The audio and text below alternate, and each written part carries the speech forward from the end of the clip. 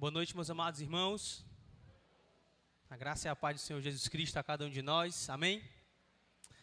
Eu queria ter um tempo de oração novamente, pensando nas crianças. O pastor Vladimir já orou, mas gostaria também de orar pela palavra novamente, pedir para que Deus possa nos conduzir aqui nesse momento. Após esse tempo de cântico, de adoração a Deus, louvor ao Senhor, vamos também nos debruçar na oração, clamar ao nosso grande Deus, para que o poder dele possa agir em nós, através de nós, e sejamos edificados. Amém?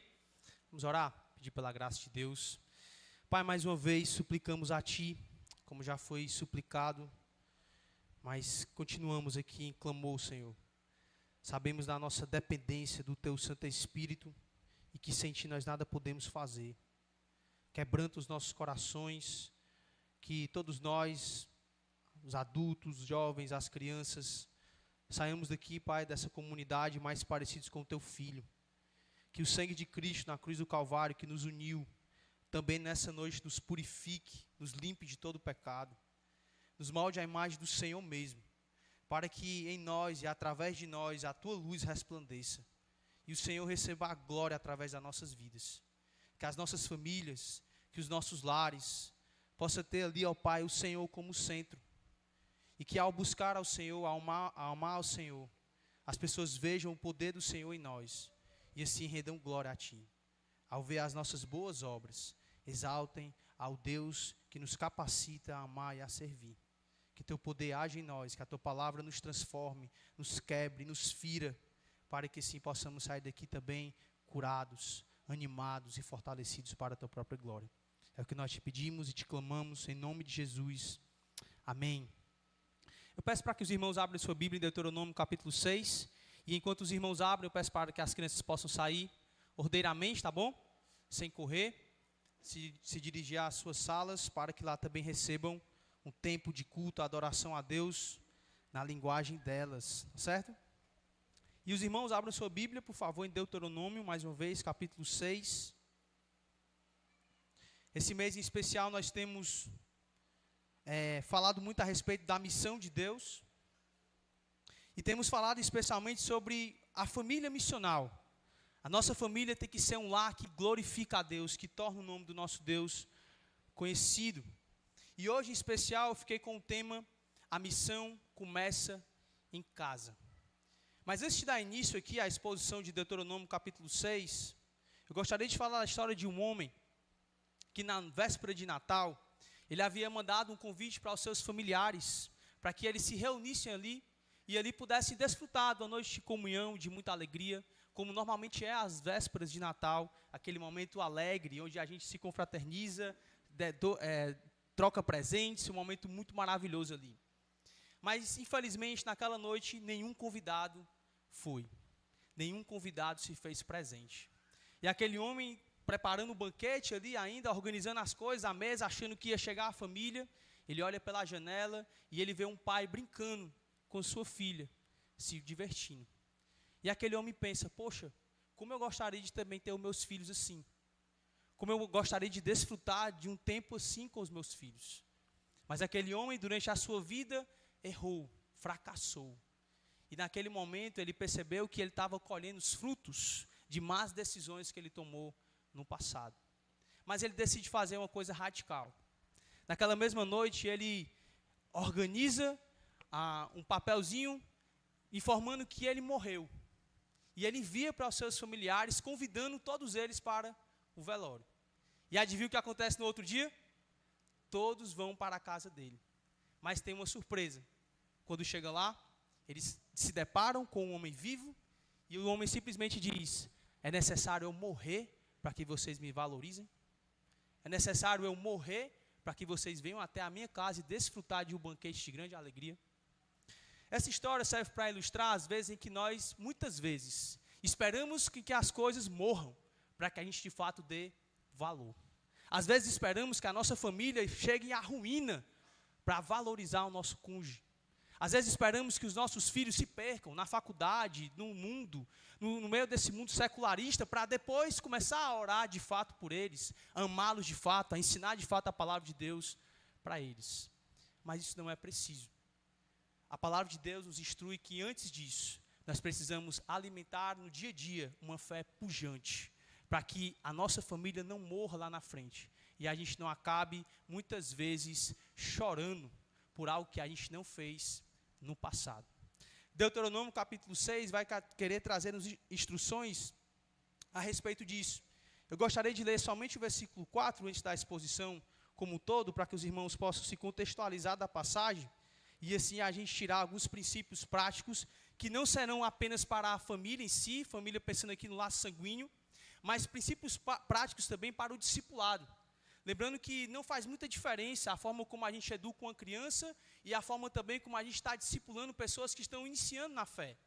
Segue-se mesmo os mesmos princípios, segue-se o mesmo método para educá-los, para instruí-los no temor do Senhor.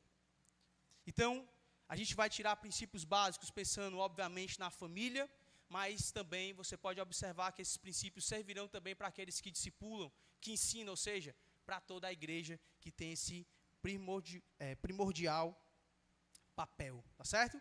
Então, Deuteronômio capítulo 6, versículo 4 diz assim, o famoso Shema: ouve Israel, o Senhor, nosso Deus, é o único Senhor. Aqui, nesse momento, Moisés, escrevendo ali nas planícies do deserto de Israel, ou de Canaã, digo melhor, ele apresenta aqui agora um discurso onde ele quer animar o povo a amar a Deus. Todo o livro de Deuteronômio tem esse teor. Ele fala muito sobre amar a Deus, amar ao Senhor, amar ao Deus da aliança. É tanto que existe uma linguagem de Deuteronômio que a gente chama, os teólogos chamam, de suzerania e vassalagem. Ou seja, a suzerania e a vassalagem era um tratado feito entre um rei da época com o seu povo, onde nesse tratado havia todos os bons feitos que os reis haviam feito com o seu povo, e ali havia o que esse rei deveria fazer, o seu papel diante do seu povo, mas também havia o que o povo deveria fazer com o rei. Normalmente, obediência, temor, respeito e reverência. E Moisés, ao escrever Deuteronômio, segue esse mesmo esquema, essa mesma forma, usando Deuteronômio aqui como uma forma de mostrar que Yahvé, ou Jeová, Deus, é o Senhor de Israel. Ele é o grande rei que abençoou o povo e tirou eles lá da terra do Egito, que destruiu os deuses deles, que trouxe eles com grandes sinais, prodígios e maravilhas, mostrando que Ele é o único Deus, que Ele é o Rei verdadeiro, que abençoou aquele povo, que amou aquele povo. E agora Moisés vai relembrar para esse povo os feitos do Senhor, para que essa nova geração, porque lembra que a primeira geração, por causa da incredulidade, ela morre no deserto, e a segunda agora, os filhos dessa primeira geração vão entrar na terra prometida, liderada por Josué e por implicação também Caleb. Eles vão entrar e Moisés tem as suas últimas palavras. As últimas palavras do grande profeta Moisés para o seu amado povo.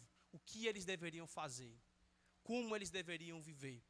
E aqui, portanto, em Deuteronômio capítulo 6, existe algo fundamental que tanto para Moisés é importante, como também para Jesus. Lembra quando perguntam para Jesus qual é o primeiro ou qual é o principal dos mandamentos? Jesus responde, Shema, ouve, ó Israel, o Senhor nosso Deus é o único Senhor. Amarás, pois, o Senhor teu Deus de todo o teu coração, com toda a tua alma, com toda a tua força, com todo o teu entendimento. Esse é o primeiro mandamento. Ou seja, na nova aliança, o que está contido aqui permanece. Deus espera que o seu povo o ame acima de todas as coisas. No entanto, nós podemos perceber aqui que existe uma grande problemática para os nossos dias. Nessa ligação que o texto nos apresenta, em especial o versículo 5, que a obediência ela caminha com amor e vice-versa, sempre foi assim. Jesus também fala isso em João capítulo 14, aquele que me ama, guarda os meus mandamentos. Aqueles que amam a Deus, que amam a Cristo, obedecerão a Ele. Aqui também não é diferente. Há essa ligação muito forte no argumento aqui de Moisés. Esse amor ao único Deus deve ser demonstrado pela sua obediência. Portanto, há o grande foco aqui, uma responsabilidade nessa geração, de transmitir a sua fé, aquilo que eles aprenderam com Deus, nas suas experiências passadas e também aquilo que seus pais aprenderam, e Moisés está repassando para eles, uma responsabilidade de transmitir essa fé, esse conhecimento para uma próxima geração. a esse dever. E esse dever é uma demonstração de amor a Deus. Há essa implicação que se espera na parte do seu povo, que o amor a Deus seja demonstrado pela transmissão da fé. Não somente na sua família, como nós falamos no início, mas também no ato de discipular e servir a outros por meio da transmissão da fé. Isso aqui, irmãos, é muito importante, e aqui levantando uma problemática no nosso sermão de hoje. Porque nós temos percebido que o Estado, ele tem assumido esse papel que não é dele.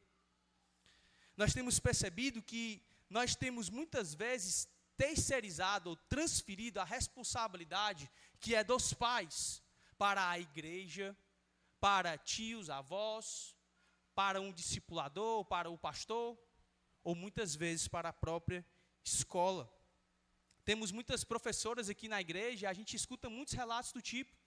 Até quando as professoras vão em alguns momentos falar com os pais, às vezes as professoras recebem uma correção do porquê não corrigiu a filha na classe. Porque se espera isso, que o professor tenha essa autonomia de educar os filhos. E muitas vezes nós reclamamos da falta de responsabilidade da escola, da igreja, da indústria de entretenimento. Muitas vezes falamos que tem péssimos princípios no meio dessas instituições ou no meio desses entretenimentos. E criticar não é errado. Está correto nós criticarmos. Temos que trabalhar. Aqueles que estão lá têm que trabalhar ativamente para que de fato os princípios da palavra de Deus sejam aplicados lá. E Deus seja honrado, a luz seja de fato resplandecida ali. O grande problema é quando nós culpamos e terceirizamos a responsabilidade que é nossa. Isso está longe, irmãos, da perspectiva bíblica da realidade. O dever é nosso. O dever é da família, de ensinar, de instruir e de cuidar dos seus. Por isso que o versículo 4, ele é chave. Porque ele parte da compreensão do seu entendimento de quem Deus é. O versículo 4, o famoso Shema, ouve, ó Israel, o Senhor, nosso Deus, é o único Senhor. De acordo com esse verso, nós entendemos que o ponto de partida para uma transmissão de fé, de fato, atuante, ela parte de uma vibração, de uma compreensão correta do Deus que você serve. Antes de você transmitir algo, você tem que crer nesse algo. Antes de você falar de algo, antes de você querer que aquela pessoa de fato entenda, ame aquela verdade, você tem que amar aquela verdade. Por isso que parte do princípio do entendimento aqui, de que o Senhor é o único Deus. O Shema, portanto, aqui, irmãos, ele representa o maior mandamento, tanto do judaísmo, como também do cristianismo. É tanto que o Shema aqui, ele foi se tornando um bordão do povo de Israel, e é uma citação diária de todo o povo. Sempre ao levantar, é isso que eles fazem. Eles recitam o Shema para si mesmo. Pois, de fato, o Shema, ele representa o que o povo deveria crer e o que o povo deveria fazer. Por isso, agora nós vemos o autor, no versículo 5, Moisés, mostrar o que nós devemos fazer à luz do entendimento de quem é esse Deus. A partir da compreensão correta de Deus, do grande Deus de Israel, a partir desse grande entendimento de que Yahvé, ou Jeová, Deus, Ele é o único Deus verdadeiro, da compreensão monoteísta de que só existe um Deus e que não há nenhum outro além dele, de que Deus ele é o doador da vida e que Ele nos deu vida para nós servirmos a Ele, para dedicar a nossa vida para amar a Ele. Ele deu vida e deu ar para que respiremos, para que a gente dedique a nossa força, a nossa energia para amar um único Deus. Essa compreensão do Deus que você serve, esse chamado para que você não adore a deuses, mas adore somente ao Deus de Israel, ao Deus revelado na pessoa de Cristo, essa compreensão clara da unidade ou da pessoa de Deus, nos leva ao versículo 5. Amarás, pois, o Senhor teu Deus, de todo o teu coração, de toda a tua alma e de toda a tua força. o mandamento aqui, irmãos, não é uma exigência para a gente fabricar emoções. Não é aquela atitude de Moisés, nesse imperativo aqui de te ordenar a fazer algo diante de Deus. Ele não quer forçar você a ter emoções. Antes disso, aqui é um chamado para cultivar uma disposição para amar a Deus. É uma atitude não passiva, mas ativa, de demonstrar amor ao único Deus verdadeiro. Uma atitude de devoção. Por isso que essas expressões aqui, com todo o teu coração, com toda a tua alma, com todo o teu entendimento, elas frequentemente, nesse contexto, elas simplesmente significam a pessoa como um todo. O chamado de Moisés para amar a Deus, essa ordem, esse imperativo para a gente, é partindo da compreensão de que nós somos chamados para amar a Deus com todo o nosso ser, com o nosso pensamento, com nossas emoções, com nossas decisões. Se Deus é único, todo o nosso ser, em sua unidade, deve também adorar a Deus completamente. Os israelitas devem levar a sério, comprometer todo o seu coração, a sua memória, as suas emoções, como um todo, uma vida integrada, para agradar ao único Deus verdadeiro. Esse é o chamado de Deus para nós.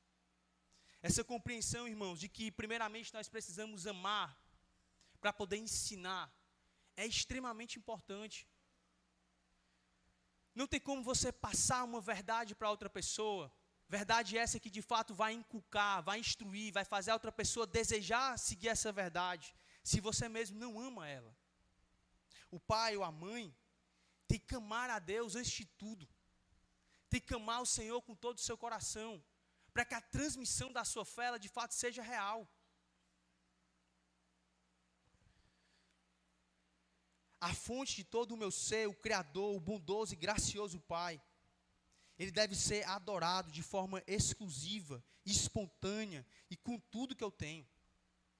A compreensão que Moisés aqui quer que a gente tenha, é que toda a nossa vida, irmãos, nosso carro, nosso dinheiro, nossa casa, toda a nossa vida seja dedicada para adorar e para servir ao Deus de Israel. Toda a nossa vida deve ser dedicada para amar a Ele. A ideia aqui é que há um chamado para que a gente ensine pelo exemplo.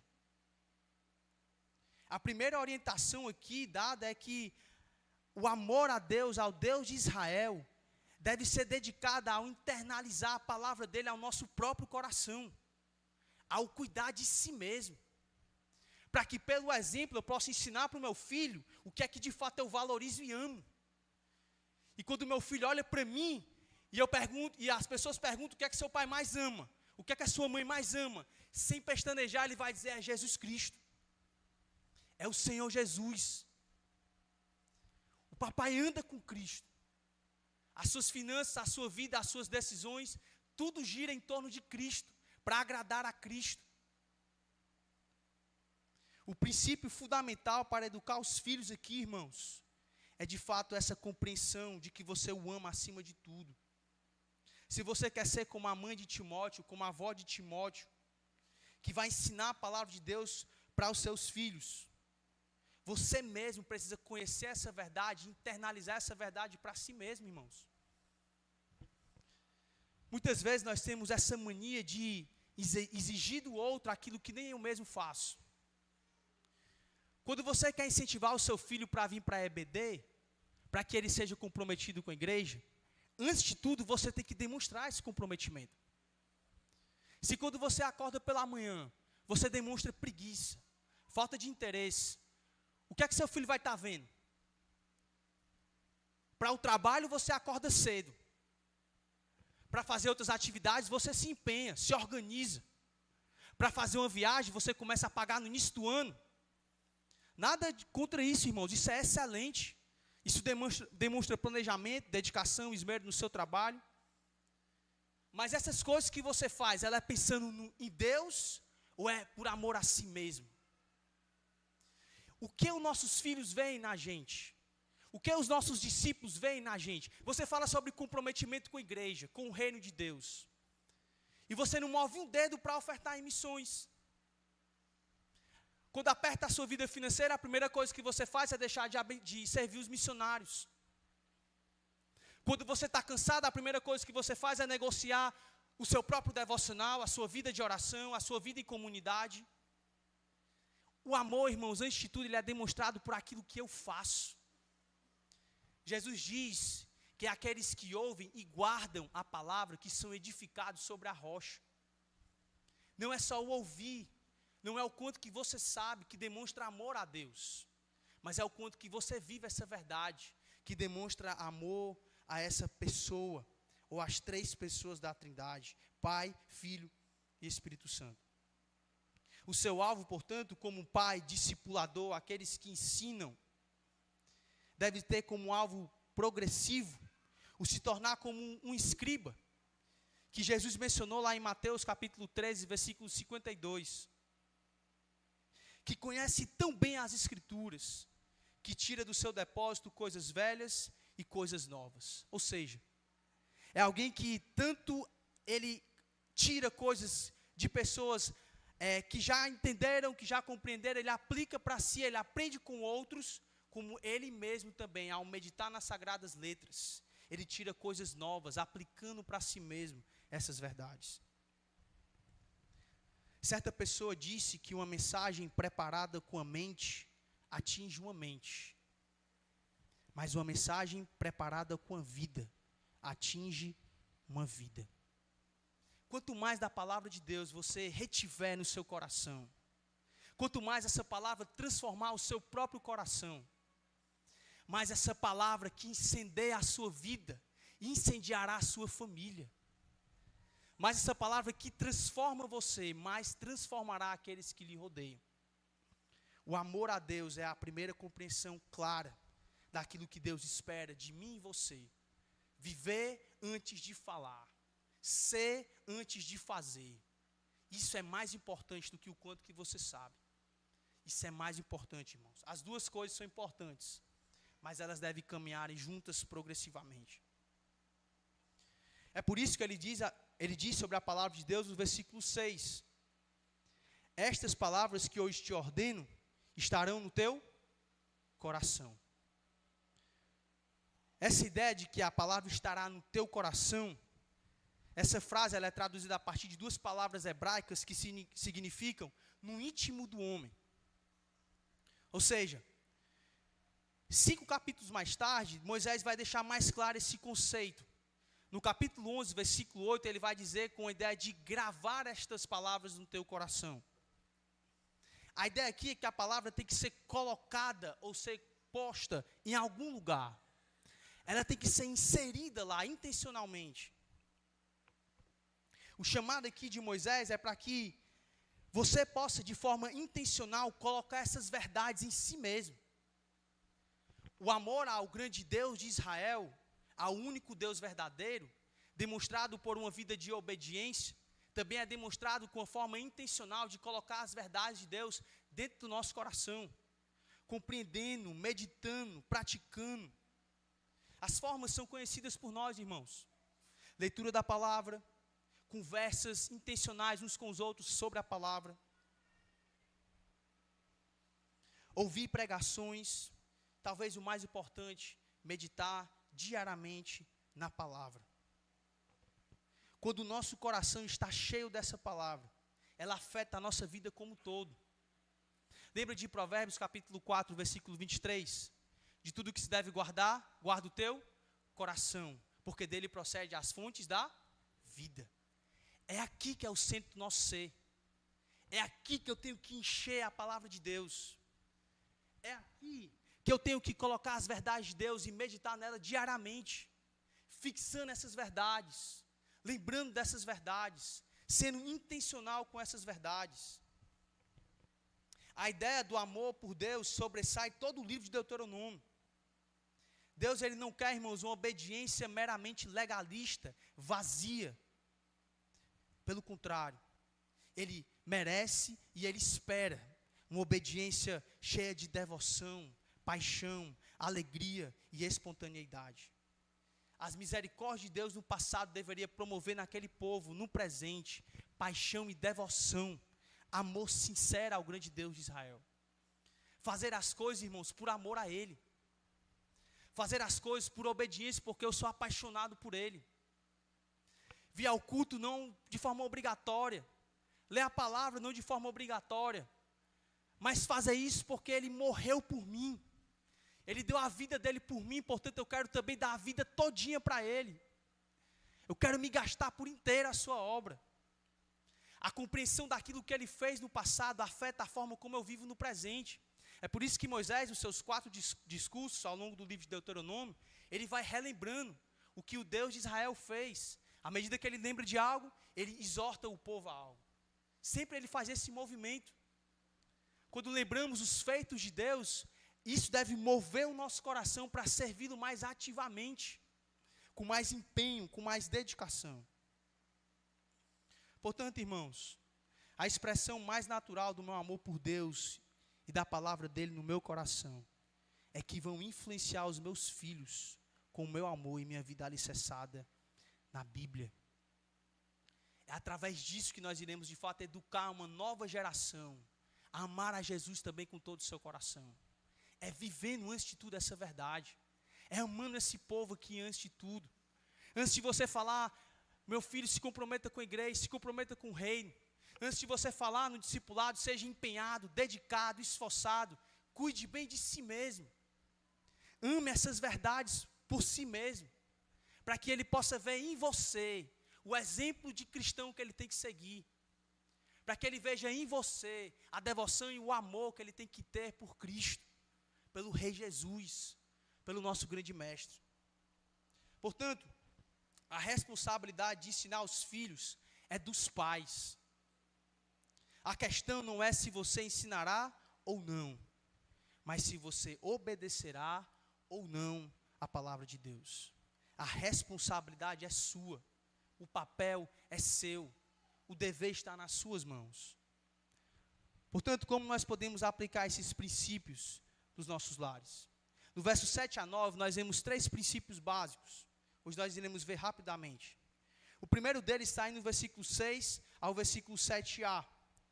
O texto diz, no versículo 7, digo melhor, que o pai deve ensinar a palavra de forma propositalmente, ou propositadamente, digo melhor. O ensino da palavra, irmãos, ele não vai acontecer por acaso. Não é aquele negócio de vamos para o dia a dia, deixa acontecer. Não. Os pais sérios, eles usam todos os métodos, todos os tipos de ensino, todas as situações para inculcar a palavra de Deus, o amor por Deus no coração dos filhos. É o que ele diz aqui no versículo 7, veja comigo. Tu as inculcarás a teus filhos. No dicionário Aurélio, define essa palavra aqui, inculcar, como apontar, demonstrar, dar a entender, ou repetir com insistência para frisá-la no espírito da outra pessoa. No hebraico, Shanã é uma palavra forte usada para descrever flechas pontiagudas, repetidamente afiadas para atingir o coração ou os rins de uma caça. A ideia, portanto, é penetrar, atingir lá dentro, no alvo, em especial, o coração. A imagem aqui, irmãos, imagina aquelas pessoas que trabalham como um gravador de monumentos, usando um martelo e um cinzel. Ele vai devagarinho, com todo cuidado, naquelas pedras de granito, batendo bem devagarinho. Bem devagarinho. Naquele papel, naquele cuidado, que se ele bater com muita força, o que acontece com o granito? Quebra. Tem que ser uma batida repetitiva e cuidadosa. Um passo de cada vez. É isso que a palavra inculcar quer trazer aqui nas mentes dos leitores originais. Um pai cristão deve ter essa compreensão do seu papel. O papel é de forma intencional, você inculcar. Não muita força para não quebrar. Não só uma vez, porque tem que ser um trabalho repetitivo, cauteloso, cuidadoso, de forma proposital. Ele prepara e planeja a comunicação. O alvo não é simplesmente ensinar histórias. Não quero deixar claro para as linhas quem foi Davi e quem foi Golias. Não só isso. O meu objetivo, o meu propósito como pai é gravar uma fissura no cérebro do meu filho pela repetição e pelo propósito. Eu quero gravar aquilo ali no coração dele. O ensino, irmãos, nesse sentido, ele não pode ser apenas teórico. O inculcar, ele envolve, sim, ensinar de forma clara a parte teórica. E aqui, irmãos, nós não podemos ter aquela preguiça de estudar doutrinas, muitas vezes, que são difíceis. E não são cansativas, irmãos. Tiremos isso da nossa mente. Estudar verdades teológicas é algo incrível. Quando você começa a adentrar e compreender o que é a Trindade, que Jesus ele é homem, 100% Deus, que esse Deus eterno habitou na história do homem, esse Deus que criou o tempo, que está acima do tempo, invade a história da humanidade, como um grande drama, ele invade e traz, de certa forma, caos e ordem, confunde as nossas mentes para entendermos quem ele é, mas ao mesmo tempo ele é tão simples, que simplesmente ao compreendê-lo nós o amamos. Essa grande verdade de quem Deus é, não deve causar para nós o espanto de fugir dela, mas o espanto da contemplação, da compreensão, da paixão, de olhar algo glorioso. Você não foge, mas você o ama e deseja conhecer mais. Nós não podemos ser a igreja, irmãos, fria. Tem um livro do Van Hoosen, muito legal, O Drama da Doutrina, onde ele quer destacar justamente isso. Como igreja, nós não podemos perder esse rumo de se esfriar contra a doutrina. O Thales pregou aqui quarta-feira a respeito de Priscila e Áquila, que ajudou Apolo, um homem versado na palavra de Deus no Antigo Testamento, a compreender certas coisas da palavra. Ou seja, era uma família também versada na palavra. Homens, mulheres, são chamados, todos nós, para sermos teólogos, para conhecer o nosso Deus. Isso não é um chamado apenas para pastor, para vocacionado, para missionário. Não, irmãos. É um chamado para todos nós. Se não é a doutrina que nos dirige, o que vai nos dirigir vai ser a última moda do mundo. A doutrina deve estar no centro da igreja. A compreensão de quem nosso Cristo é, do que as Escrituras é para nós, continuará sempre sendo pregada, ensinada. E nós não devemos ter aquela atitude de mais uma teoria. Não. É mais uma verdade maravilhosa sendo compreendida, aplicada. Porque é a partir dessas verdades que nós iremos conduzir a comunidade. É a partir dessas verdades que eu vou compreender qual é o meu papel como pai. Que tem que amar a minha esposa como Cristo amou a igreja. Que eu vou entender meu papel, ou o seu papel como esposa. Que tem que se submeter ao seu esposo como Cristo, ou melhor, como a igreja se submete a Cristo. É na compreensão de quem Deus é que nós compreendemos também os nossos papéis ou os nossos deveres. E assim nós somos chamados para ensinar os nossos filhos. Ensiná-los a verdade, não apenas de forma teórica, mas de forma prática. Por exemplo, irmãos, imagine você ensinando Filipenses capítulo 2, versículo 14 para o seu filho. Fazei tudo sem murmuração, nem contendas.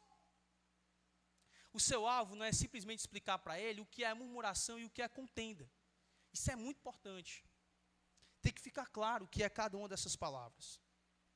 Mas você tem que aplicar no dia a dia para o seu filho que essas palavras significam que Deus não quer que ele fique se queixando da comida que ele tem pela manhã. Que ele não fique reclamando da comida que ele tem na mesa. Que ele não fique se queixando porque o pai dele mandou ele parar de brincar. Que ele não fique se queixando e murmurando quando a vontade dele conflita com a do Senhor. Quando você manda ele ir para a cama. Lembra, eu já falei isso uma vez aqui. A obediência que Deus espera de nós, ela é 3I. Ela é imediata, ela é inteira e ela é interna. Nós temos que instruir os nossos filhos a compreender essas verdades e a aplicar. Mostrando para eles que essas verdades têm que ser vividas. Que não são apenas verdades teóricas que estão lá, não. São verdades que servem para nos transformar.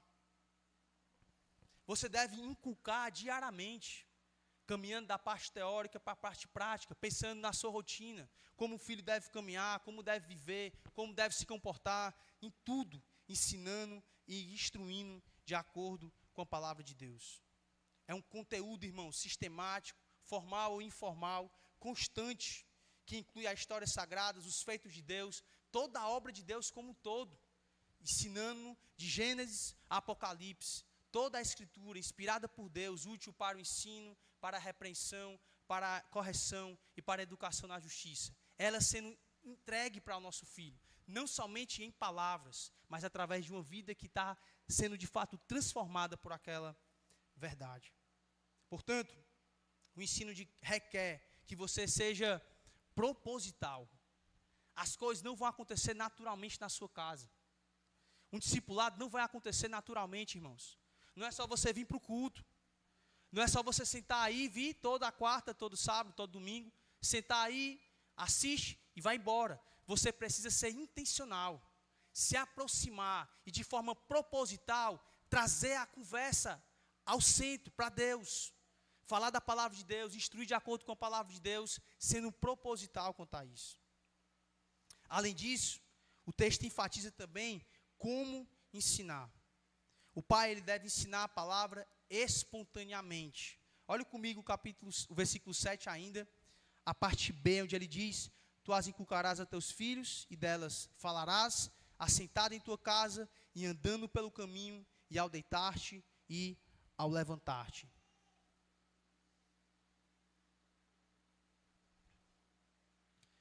Será aqui que Deus quer que você marque 4 encontros diários com seu filho? De manhã, na hora do almoço, na hora do café da tarde, à noite. 4 momentos ali formais para você ensinar a palavra de Deus para ele, ou para ela. A ênfase aqui do texto, irmãos, não é simplesmente uma instrução para você fazer um culto doméstico. Tem isso também. Mas a grande ideia aqui é que eu preciso aproveitar aqueles momentos naturais e espontâneos do dia a dia para instruir os meus filhos, ou o meu discípulo, durante o dia, no temor do Senhor. Esse aqui é o verdadeiro desafio, irmãos.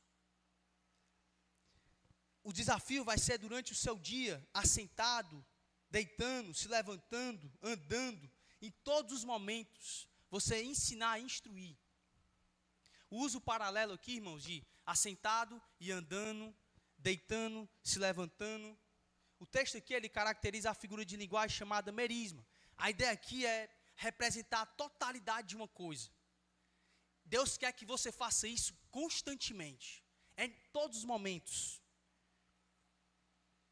Tanto na parte de descanso, como na parte ativa. Em todos os momentos você está educando, ensinando de acordo com a verdade de Deus. Portanto, em todo momento, em qualquer hora, é momento de ensinar os nossos filhos. Em todo momento, em qualquer hora, é momento de instrução e educação de acordo com a palavra de Deus. A instrução não deve ficar limitada a um devocional diário, ou a uma história antes de dormir. Isso é importante, irmãos. O ensino formal é muito importante. Mas nós devemos ensinar enquanto a gente vê uma formiga, levando lá a cargazinha dela, mostrando para ela que a formiga não é preguiçosa, mas que ela trabalha. Mostrando para ela, por exemplo, quando você vê um cão perdido, você vai lá e ensina sobre a parábola do filho pródigo. É no dia a dia, é qualquer hora, em qualquer lugar, trazendo sempre a palavra de Deus para o centro. Existe um método do Lu Priolo, muito interessante, que ele chama de método milieu. A palavra milieu é uma palavra francesa, que basicamente significa meio, contexto ou situação. A ideia dele é que você deve ensinar o seu filho enquanto as circunstâncias acontecem. Ele cita um exemplo dele interessante, que é quando ele percebeu em um dado momento da vida dele, que a televisão estava deixando ele preguiçoso, procrastinador, e ele precisava mudar aquilo. E aí ele aplica Mateus, a amputação radical. Eu vou abandonar isso aqui e vou vencer esse pecado. E aí ele tinha um pacote de 40, vários canais, e aí ele cancela esse pacote, e o filho dele era muito beneficiado com isso. E aí ele: papai, por que o senhor cancelou? naquele momento surge uma circunstância, uma situação, um momento, onde ele vai ensinar para o filho dele, na prática, o porquê ele tomou a decisão de cancelar os canais. Ele poderia simplesmente dizer, porque eu quis. É meu, faço o que eu quiser. Muitas vezes a gente responde os filhos assim.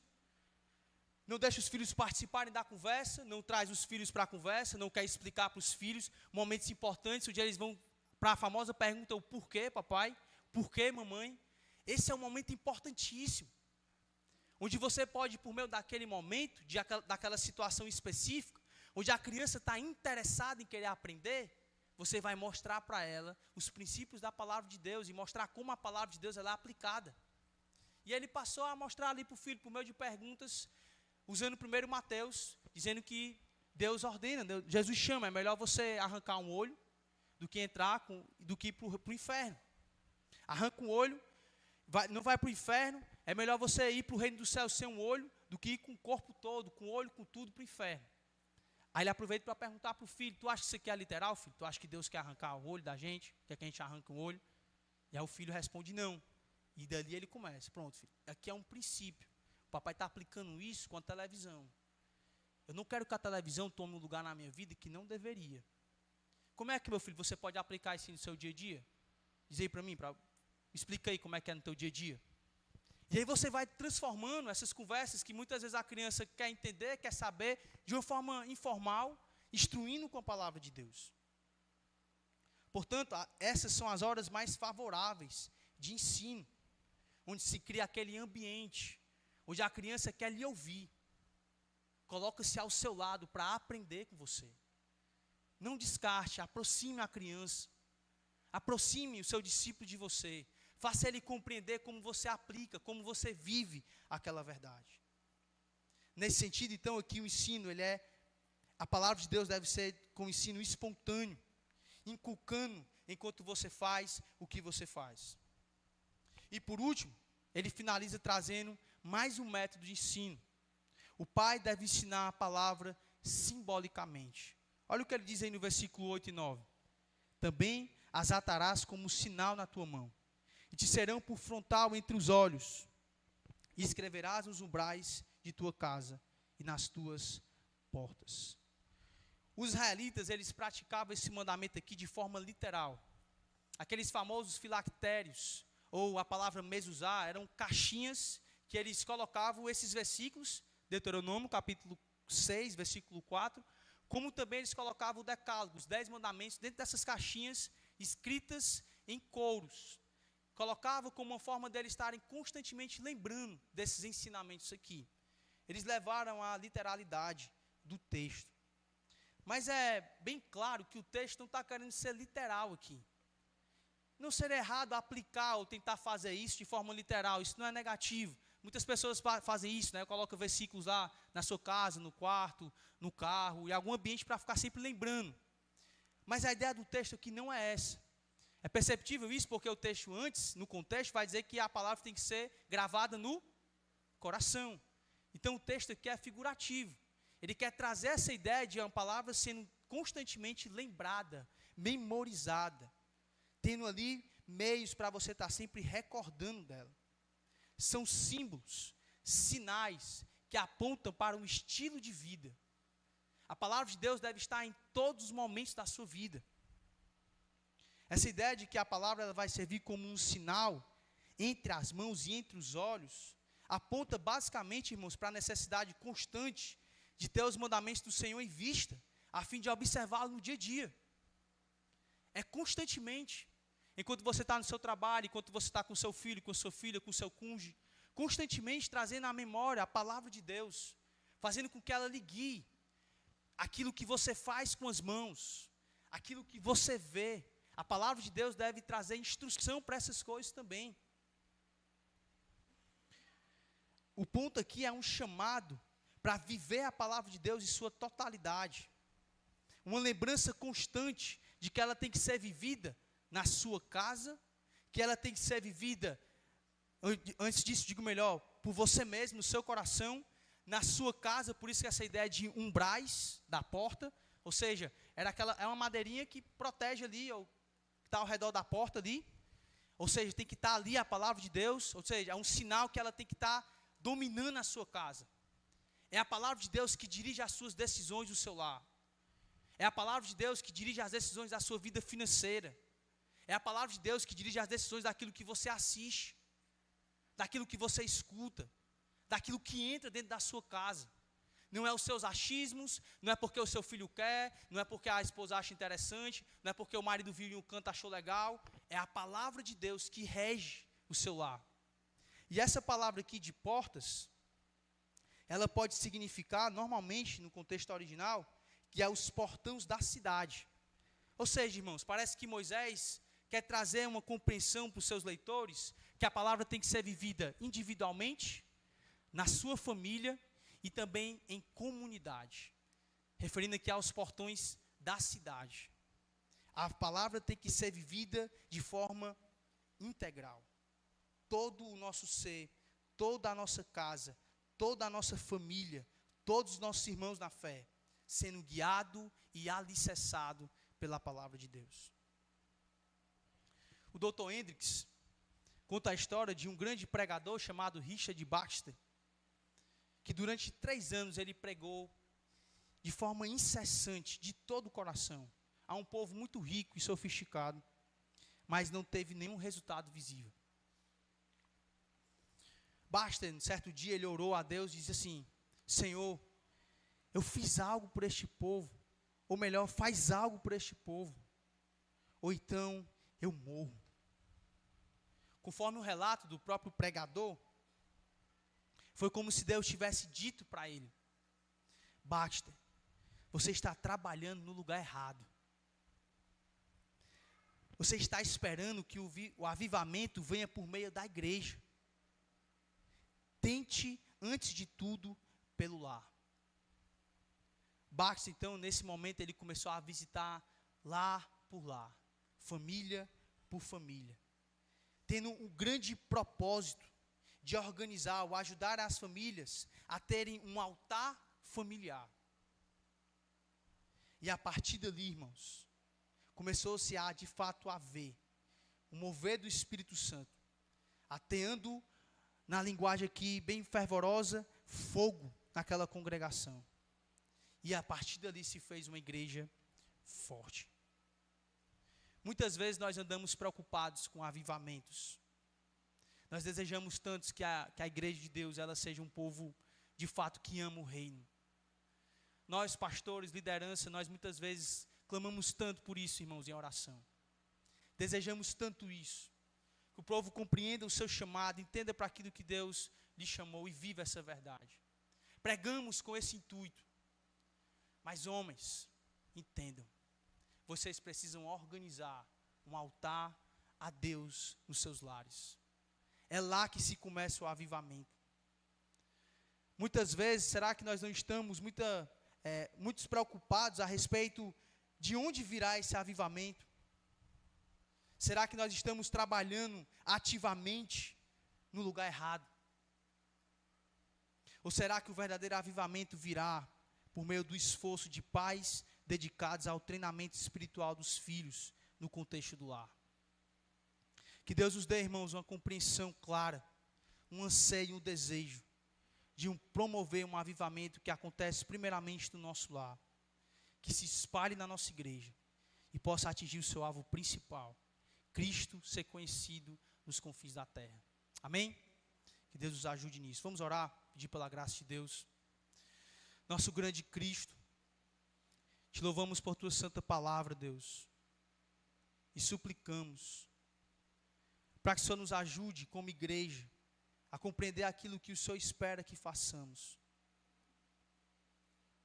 Que possamos amar nossas famílias, amar os nossos irmãos, se comprometer de forma proposital, intencional, simbólica, se empenhando para que em todas as áreas da nossa vida possamos de fato viver a palavra. E assim, ó Pai, através da transformação das nossas vidas, a Tua luz brilhar em nós, e o Teu nome ser conhecido aqui, ali e em todo lugar. Age assim, por amor ao Teu nome, nos transforma de dentro para fora, por amor a Ti mesmo. Em nome de Cristo. Amém. Pastor Claziano.